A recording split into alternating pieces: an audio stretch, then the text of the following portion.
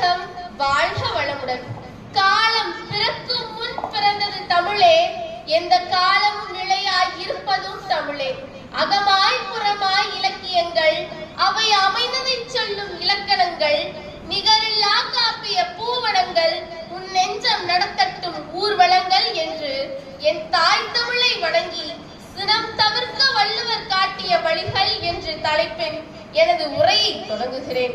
அருளா, நான் வேண்டுதல் கேட்டருள் புரிதல் வேண்டும், அணுத்துணையும் சினம் காமம் அடையாமை வேண்டும் என்று விண்ணப்பம் செய்தார். வாடிய பயிரை கண்டபோதெல்லாம் வாடி நின்ற நம் வள்ளல் பெருமான். அணுத்துணையும் சினம் அடையாமை என்கிறார். பிரபஞ்சத்திலேயே அணுதான் மிகச் சிறியது. அப்படியானால் அந்த அளவு கூட சினம் அறவே கூடாது என்றுதானே பொருள்.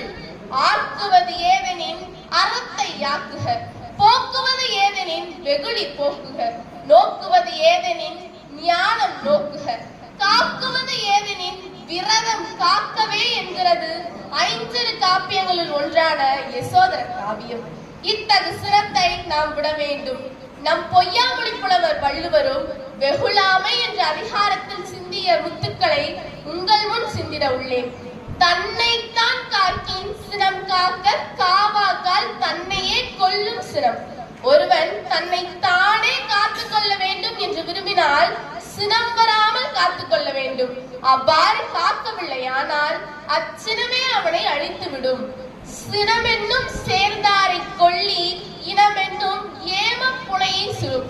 சினம் என்னும் சேர்ந்தவரை கொல்லும் நெருப்பு அவனை மட்டுமல்ல அவனது இனத்தையும் அழித்துவிடும். இறந்தார் இறந்தார் அணையர் சினத்தை துறந்தார் துறந்தார் துணை. சினம் மிக்கவர் உயிருடையராயினும் செத்தவருக்கு ஒப்பானவர். சினத்தை அழித்தவர் துறவியருக்கு இணையாவர். எந்த சூழ்நிலையிலும் ஒருவனை சினம் அணுகவில்லையானால் அவன் ஞானம் பெற்றுவிட்டான் என்று கொள்ளுங்கள். அவனையே ஞானி என்றும் கொள்ளுங்கள். சினம் அருமிடத்தில் தான் அருள் தோன்றும். அருள் துறைக்கு, அதாவது ஆன்மீகத்தில் சினமானது நேர் எதிர்நிலை.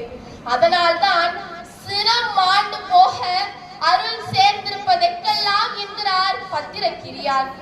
யார் மீது நேற்று வரை சினம் கொண்டிருந்தோமோ அந்த நபர் மீது இன்று சினம் கொள்ளாத வாழ்க்கையை ஏற்படுத்தியதனால் ஏற்பட்ட அவரது மனம் மகிழ்ச்சியையும் முக மகிழ்ச்சியையும் நினைத்து பார்த்து மறுநாளும் இதே பயிற்சியை தொடர வேண்டும். இவ்வாறு 7 நாட்கள் காலையிலும் மாலையிலும் தொடர்ந்து இப்பயிற்சியை செயலாற்றினால் நமக்கு சினம்